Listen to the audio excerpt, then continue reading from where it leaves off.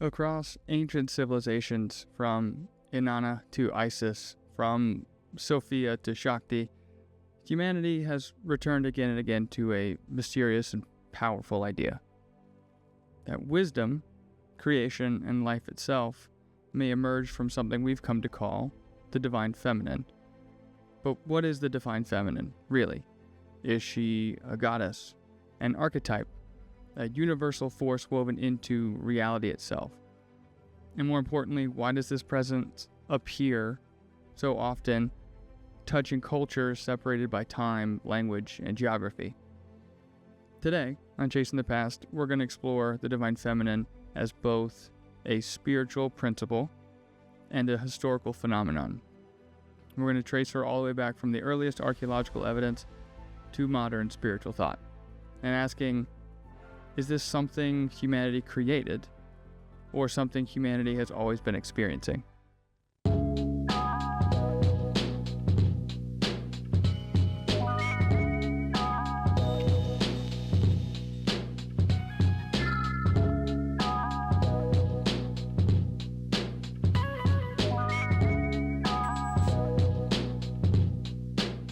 Welcome back, all. That's bad. I'll keep it. Welcome, guys. I wanted to do this because I'll start with a story, personal story, short one. Not from me, but from someone else. Because you know those moments when, like, I feel like I've read enough, I feel like I've done this, but there's an experience. Like, there's a piece that I don't have. And some other people, they have these gifts, or they have an insight, and they're like, I don't really know. It feels very left brain, right brained, right? Oh, I'm experiencing all this wacky stuff, and then me over here, excuse me, I know. That's kind of what this is. And, I'll keep it kind of anonymous, and I don't know if this is like out there, whatever, but a close friend of mine had these experiences, like sleep paralysis, and then shadow figures. Then you have, auditory, verbal, hearing, but he goes, I'm not here. Like, I'm not physically here. My eyes are closed, my mouth is shut, but I am seeing it and I am communicating with it. And I go, dude, you have an OBE. And the crazy part is this Divine Feminine aspect came up. This goddess, this Sophia, this Shekinah, right, in Hebrew, like this constant principle is here. He has no idea. I do. And he's telling me this stuff, and he just gently brings up, and there was this really cool experience where this lady was singing to me, and it was like a hum, and it was like kind of vibrating my body, not like my eyes, I guess. He's like, my eyes were moving, but I could like feel it, like spiritually feel it. And he goes, it was just kind of weird. And I go, dude, you had an experience with what Chris Bledsoe describes as the lady. And he keeps going, he keeps talking. And as soon as I got goosebumps to thinking about it again, because I'm pulling this up on my computer as he's talking. As I pull it up, he, mid-sentence, stops and looks right at me and goes, can you take that down? Please remove that. Take that down. So he goes, sorry, something weird's happening to me. And I could see tears form, right? And just the feeling of like, that's a direct experience. Like that's touching the divine in a way that I have no idea how to respond to in that moment. And I go, yeah, sure. And I lower it, put it away. And he goes, did you see that? And I go, yes. I was like, yeah.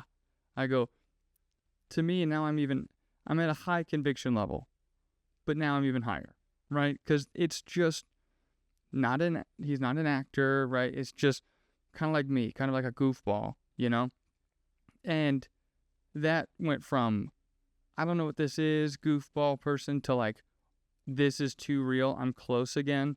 Like, I don't know how to even try to describe the feeling. Can you please put that away? And like, it was a surreal moment for me. And so we start going over this for an entire week, just going over like, well, what is she? What is this? Why me? Why? And I found all these notes, and I'm like, this is perfect for an episode. So here we are. And, you know, sometimes this can get kind of, you know, I understand the idea, which is balancing, you know, some patriarchal stuff with, you know, the matriarchy, right? Like keeping this balance, which is very key, as we'll get into, with the divine feminine. That's not where we're going. I'm just going to go straight down the pipeline. What I found, who's associated, this phenomenon, these groups, this might be a 2-part. We might actually go separate into part 2 for groups and defining the entire idea for each one of those groups, right? And so this one's like, welcome to the intro. This is the divine feminine. Hello. Why? What? Anyway, just put that aside. It's been a minute, and I apologize. I'm really trying. It seems like every time I say it, I don't. So, I'm not even going to say it, but I'm here. Let's get into it. So, naturally, in exploring this topic, or any topic in general, you start with questions, right? There are things that maybe you have that I don't, that I have that you don't. And those questions also give a very cool, like, picture to me of spiritual individuality, right? Because you could have a completely different thing than I do, but they still tie together, and we have no idea, which is just awesome. Because when I break it down to questions, I really try to go, I almost said nuts and bolts, but really down to the structure. So the first one I had was like, what is this divine feminine, and like why, or like, no, not why does she reveal, it's like how. Like maybe relate to my friend who has this experience, and maybe that question can put some things together and he goes, ooh, that also happened too, that's something. And so the general idea is this universal spiritual principle that is creation, intuition, compassion, and nurturing. And that nurturing usually comes from wisdom. So it's usually a single deity when we look at it. Like, again, Sophia was a good example. But the reality seems to be it's like an energy present in everything. All things, and then depicted as feminine or goddesses. Hathor's another one. That's also Chris Bledsoe. Link there. But like there is something about putting a concept, a principle into human form. It's easier to understand for us. And I think that's why it's usually associated with how the experience is how it manifests in like a very feminine, gentle, but also can be stern experience. So then goddesses is the clear motif in that one.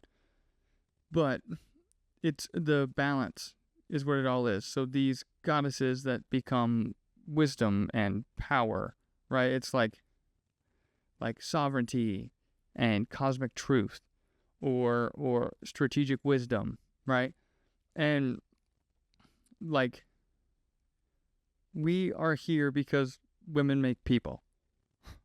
So it checks out, right? I didn't know if you guys knew that. Women make all the people. That's a Joe Rogan quote, but it's funny because I'm like, what? Oh, yeah. Why is that an issue? But yeah, I don't know. I'm not even going to go down that. I can just see it in my head as I'm looking. I'm not going to go there, but it does represent a very human understanding of something that probably isn't human altogether. We'll get into that, but you get wisdom traditions, the mother, the creator, so this active creative power, this, whether it's earth, whether it's, in Judaism, like I said, it's Shekinah, right? It's this nurturing presence of God normally that is his counterpart. right? Asherah is another good one in Judaism, early Israelite history, Canaanite history as well. That's very, very common. And it's all about balance, right? Both parts in unison build upon progress, and then that gets to, I wouldn't say evolution, but mentally we would evolve. And you can't do one without the other, can't do this one without that one. So why does she reveal herself in the first place? And what I got kind of across the board here is like restoring equilibrium or spiritual guidance through nurturing relationships. So, she brings compassion and empathy, but protection, a fierce protection of nature, life, and community. But it usually is a counter to imbalance, cultural imbalances. So if it's chaotic and destructive and like everything's all discombobulated and doesn't make sense, right? She's here to make it make sense. And, that can usually overpower and balance this control, reason, and structure. So they both balance each other out, which is then wisdom, right? It's the Einstein quote, right? Like you can know that cars drive on the road, but wisdom is knowing to look both ways before you cross the street, right? Or else you're going to get hit. So this unconditional love, this creativity, and then intuition, which usually goes from just a knowing, which is usually tied to wisdom. So that's why this phenomenon appears. And, if we want to go down the scholarship consensus, what do people who study some of this phenomenon, what do they usually describe in, I guess, religious circles, the importance of this divine feminine and why it lasts the test of time. So it's this multifaceted spiritual archetype that represents the sacredness of feminine qualities. So nurturing, intuition, creation, compassion, and then also destruction, which is revered across diverse cultures and historical periods. So keep this in mind. Places that don't talk to each other experience this phenomenon. Now, to me, either they're sharing or they're just experiencing it. And these are the same things they all get. Either way, and both of those answers are still great. Oh, we were more connected than we've ever been. Or this experience is like life-changing and it touches anybody if you're up to it. Now, with that in mind, there are some people who have a little bit of there's scholarship nuances or debates, I guess. And all I could find was some dude named Philip G. Davis. But the consensus is still that this feminine divinity was widespread. But the argument then becomes, is it human created from the mind? Did we make this up? Or is it an actual experience? Well, I kind of gave you those two options. So academics emphasize that these figures or the entities embody more than just like a mom figure. It's like ferocity. It's war, justice, but also compassion and love. And then, it reminds me of the touch of the wind, almost like a gentle touch, which also pneuma, spirit. Here we go, Holy Spirit. It's a very common motif that, again, touches cultures.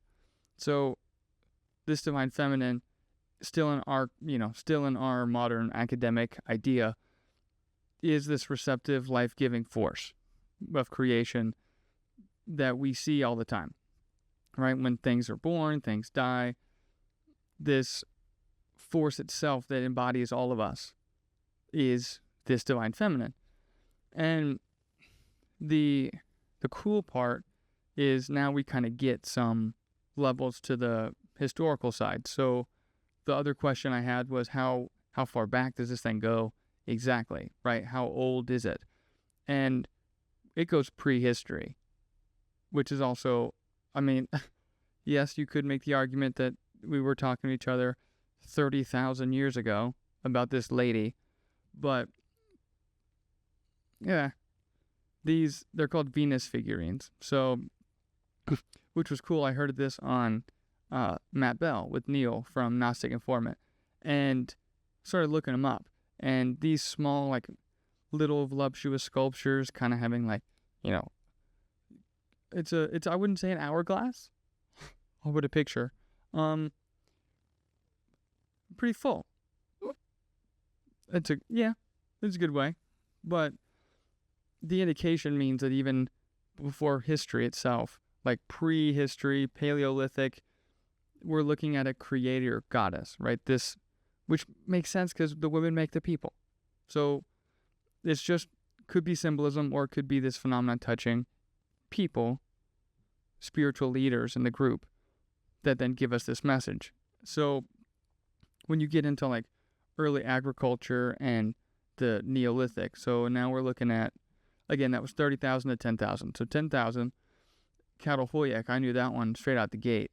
I was like, holy cow. So I think it's at 7,000 BCE, where these clay statues were found of this mother goddess who held the dominion over human fertility and the wildlife, right? So another one would be like Malta, right? The mother goddess of Malta. So that's 3,000. So, but even then, that's an insane amount of time to keep this motif. But again, they associate her with life, death, and regeneration, which is interesting. The regeneration part, that's super neat. I'm not saying necromancy here. I'm just saying I could see where that path leads. And then you get into like writing. So again, we talked about Inanna, right? The goddess. She's later Ishtar, but she's the queen of heaven, right? The queen, and so it's love, fertility, and political power, right? Sovereignty. That is Inanna. Then you get, and again, the world's first recorded author. Sorry, my phone went off. Which I thought was really cool. It's a priestess.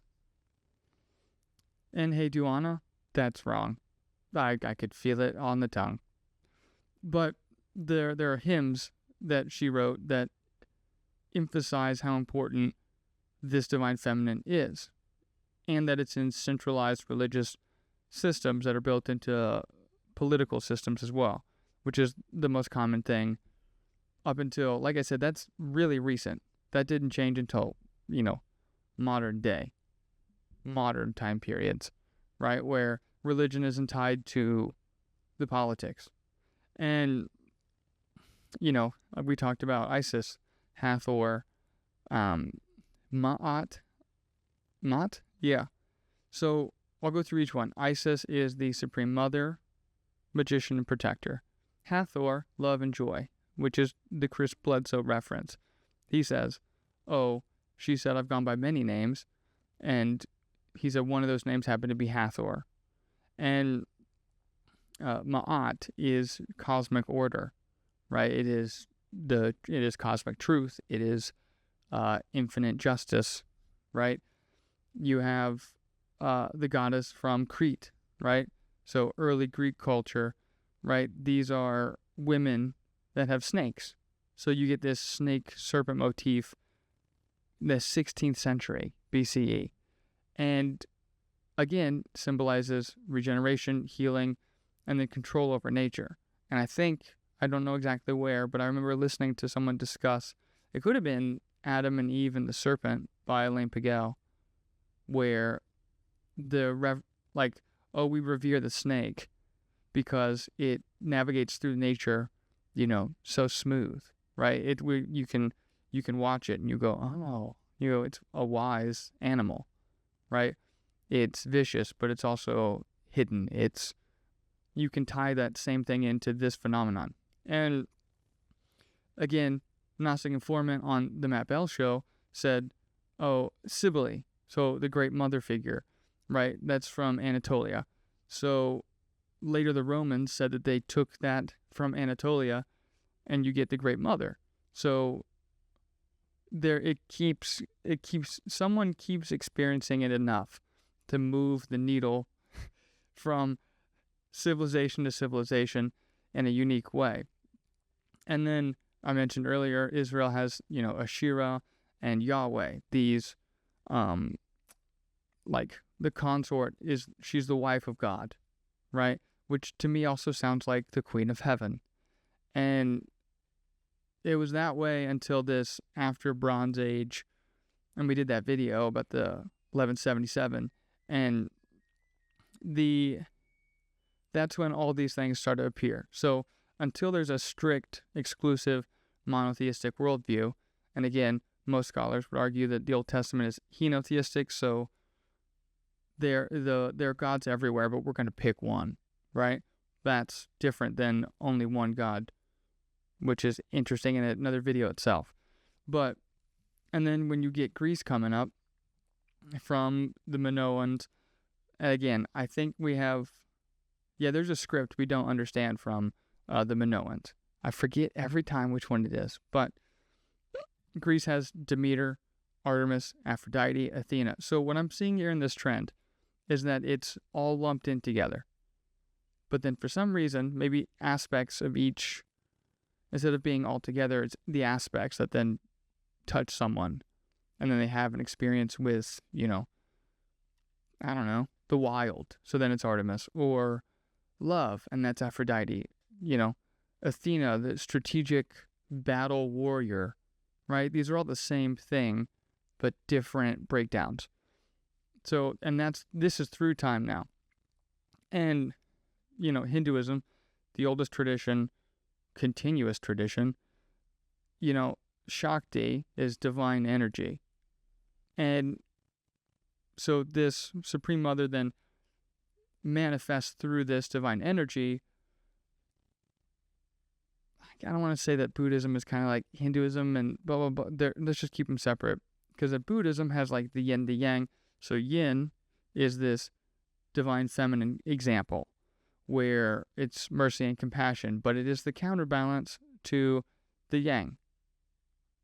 Oh no, that's Taoism. My bad. Scratch that. I should put like a big exclamation. But again, balance is key in all of these traditions. Sorry, laundry just went off. I don't know if you guys hear that.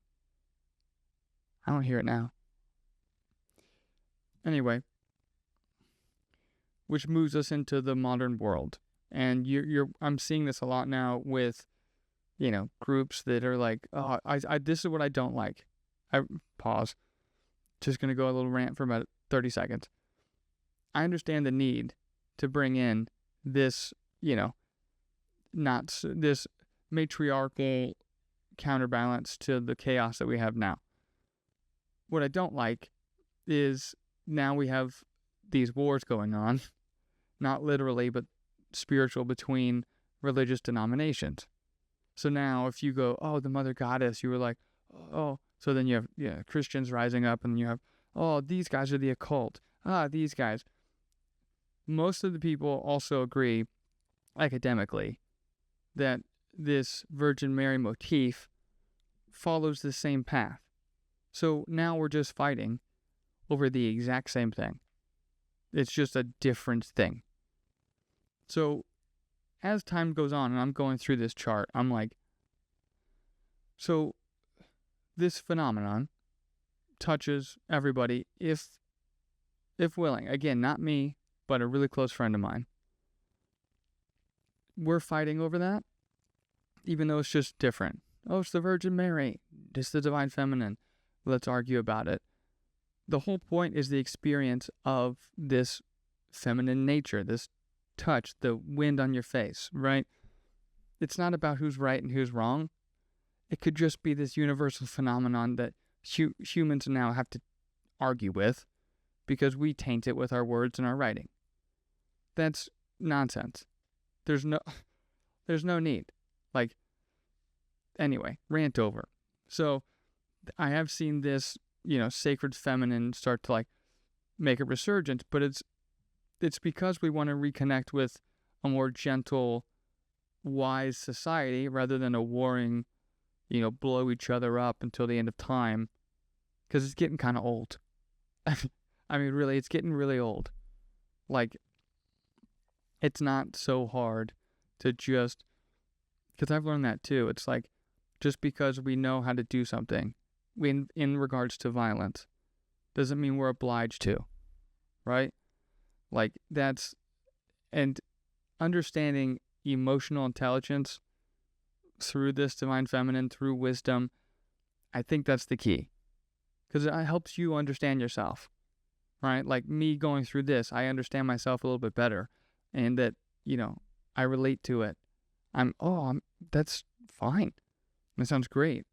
Because then it told me, hey, I'm not going to go to war about it. I'm going to go, that's your opinion. And then it's totally fine. And I apologize if I said something out of way. Because then now I'm trying to interject me into, this is way longer than 30 seconds, by the way. Sorry. I'm interjecting me into that person, right? This is my opinion. I have this thing. Blah, blah, blah, blah. You take that. No, you're offending me. I'm going to get angry. Now I'm going to get defensive. Now I'm either going to cut you off and I'm never going to hear you again. Or if I step back and I go, that's fine. You can believe that. I'm going to politely disagree. But that's okay. Maybe that is the compassion, because there is compassion there. Maybe that's the compassion needed to move the needle, to maybe have an experience that is outside of the norm that they're used to. So maybe by that action, this can actually help them, if that makes sense. Hope it does. It made sense to me, but I'm the one who said it. So another question. How was the feminine energy associated, or how was it known to be understood with wisdom and understanding? So again, we talked about the intuition and this inner knowledge that you're going to get, right? The wisdom from this, being receptive and just being, right? So instead of doing something and acting right away, like you're present, you're creating space, and you're creating a place of quiet, right? You're able to perceive understanding in a way that maybe others are uncomfortable with. And then this, again, we already talked about the emotional intelligence, but with this interconnectedness from this inner wisdom through experience and perception, now things cycle. You can understand that there's a cycle and a flow, there's a natural progression in life. And, this force that does the entire thing, call it whatever you want, process, it doesn't matter, right? It's just a name, just a word that we use. It's really interesting to think about this. Thoughts and words, even though they're really close, very different, right? I have an idea, I think of it. Then I try to take that, use my mouth to say something that relates to how I think. So words are just the sounds that I'm trying to say to you to convey a deeper message in my head. There is some disconnect there. So there will be stuff that's different. And again, you have examples of, now you go down the line with writing. So like you might have a better way of ideas that then go to the mouth that you have with someone that lasts. Excuse me. Socrates didn't like that. Plato wrote it down anyway, right? I mean, thankful, but also because you get lost in translation, right? Writing it down rather than being there and experiencing it, feeling it, being in the moment present, creating this space to have this conversation. That was important to him. And when I got to the cycles and the flow, it made me really look at why maybe ancient cultures really track this kind of stuff. Maybe, so this cosmic order, this cosmic truth is part of this cycle. So in understanding that, maybe we could benefit. We could be here now because they understood this phenomenon, and instead of arguing about it, they just tried to understand it and made space to understand it. And, what do you get from this learned wisdom or this encounter with the divine feminine, right? This universal element. Like, is it physical? Is it spiritual? Is it both? Is it, interwoven into reality? Largely, yeah. So it's considered a universal element of this physical reality. So a fundamental creative piece. So that means that same piece, whether it's God, whether it's whatever you want to call it, is in every individual and in this cosmic flow cycle of, we're on, like I said, we're in space, middle of nowhere, floating on a big, big sphere that's mostly water that we don't live on or in, just hanging out, and we're going to argue about why my book is better than your book. What'd you say to me? And then bomb that person. It's nonsense. And like the whole thing is chaotic. Like just take a step back. Like I remember the videos of like, here's Earth, and you just start zooming as far back as they could. And you're like, oh man. You go immediately two things. I go, it's a lot of different places. And then the other one was, maybe I don't know so much. Maybe, right, which is crazy in itself to think that in my own head or in other people's minds, right, a collective especially, that you have the key. You got the answer. Like you can't even tell me why we're here right now. Why don't we live underwater? Well, the book says, great. No idea. Just say that. Just say no idea. I mean, this is mostly ranting now, but like this is good to actually get out. So thank you for letting me get these out. But this divine feminine is just complementary to this masculine energy. So if normally God's referred to in the masculine form, so this spirit, Holy Spirit, Yahweh, Asherah, Yahweh, it is the opposite. It's just a counterbalance. That's all it is. It's in nature, it's in gender, it's in, right, whatever your preface that you want to combine with one and the other, it's just the counterpart. And I think we need a little bit of that. And something that, to kind of round off here, something that I think is important is that most of the time it's just through experience.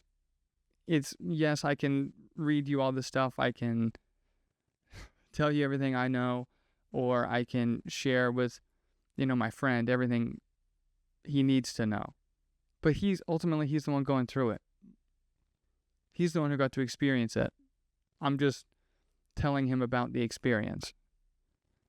So I realize that myself, maybe we're tapping into logic, which is fine. I really enjoy doing that. But this contact with her, the divine feminine, is through experience. And like direct experience. And so what does this myth, archetype, goddess thing have in common? It's to put this maybe non-physical, seed to reality, the importance of life, creativity, intuition, all these things, into a physical personification so we can actually like connect with it. It's relatable now. Right? Now it's not so foreign. Because, it is kind of weird to just get the idea of what does it look like to not have a body? We have no idea. We're here. Hello. Like, it just doesn't make sense. So to personify it and make it something physical for us helps us to connect with it, to allow the nurturing, gentle touch of wisdom to then aid in our own life. But again, don't mess with her, because she's not just like, oh, I'm all love and joy and gentle. Remember, they're also atop the food chain, right? Like, I forget exactly which one, but I remember Inanna starts going crazy.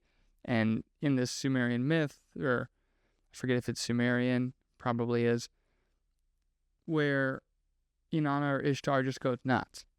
And they're like, whoa, down, girl. Like, we have to tame you, right? So it's fierce, it's empowering, and it's also destructive sometimes. And we talked about balance. Not destructive for destructive's sake. It's destructive because it realizes there's no other way to handle the situation other than destroying it and then trying to start again. So if there's too much of one, here she comes, right? And again, those figures, those Venus figures, they always have lions, right? Like 2 lions, like ready to attack, like, oh man. So that does also, check out with me where, oh yeah, that does have, because moms do that. That's totally a mom thing. Like, like, you mess with my kid? Great. Who are you? What's your name? Where do you live? Oh, where you going, kiddo? Track them down, knock, bang on the door. You're like, hey, this bull is hurting my kid. Oh, man. Mama bear, fierce mama bear, same thing. But long story short, it's only to be a balance to chaos, destruction, and conquering. Okay, we got to fight fire with fire right now to get back into equilibrium. We have to shift it back through here. So it's a feeling, an experience. The Divine Feminine also is when you learn something new or you open yourself up to learning something new, right? You're not just being shut off. You're not just, nope. It's like a remembering almost. Like it's an innate wisdom and a touch that you recognize, which is what my friend said. He goes, it just felt like I knew it. Like it was calm, nice, and like I had seen her before. And, it's the great creative. And again, I know this might be hard to understand for people who might be locked into maybe a monotheistic type of view, but it's the same thing, right? Let's just say, go down this rabbit hole for about a minute. If God is one person to you, but then can come down and do stuff, the thing that comes down it'd be her. It's the exact same thing, right? It's the same spirit that's in me, that's in God. That is the same thing. That is her, right? So it's not so far stretched that I'm being heretical or I'm being insane. You're just blocking yourself off to not look at it. It just doesn't frame up in the worldview you have. Again, that's fine. But also, there's no need to fight someone else about it. Right? Hear them out. Just sit there. Listen. You might get something. Both of you. I don't know why this is so hard to just talk to people for periods of time. Anyway, the whole point of sharing this experience with you, getting these notes, one, it's for my friend, so maybe he can go, wow, that's amazing, because we've already done that, and it's already been something that I'm blessed to even witness or be a part of, because I'm on a logical, analytical path. At the same time he's having this, it just all fit in together perfectly. And if this idea of the divine wisdom, if the divine feminine, Sophia, whatever you want to call her, right? It's not something that we have to think about, think our way into proving. It's like feeling, it's remembering, it's experiencing. And the entire debate maybe isn't even like about finding her or like pinpointing exactly what it is and which tradition has the right one and which one it is. It's just something that like we're learning to like experience again, to remember again in the time when we really need it, which makes sense to me because like, maybe, I don't know, maybe like some truths aren't discovered, like they've always been around, like we're just feeling them again and remembering what they are. And that's ta-da! End of the episode. But thank you for letting me be here with you guys, share this space, and have this dialogue. I really want to hear everything that you guys have to say about it too. Because if you have an experience with, the lady, the divine feminine, something relating to this experience, I think it'd be awesome to then have a group that is talking about all the experience and then creating that space to talk about it freely. Right? Don't be turd heads. Can you tell I have a kid? Turd heads? I don't know. I think I'm dehydrated. Anyway, night, guys. I'll see you next time.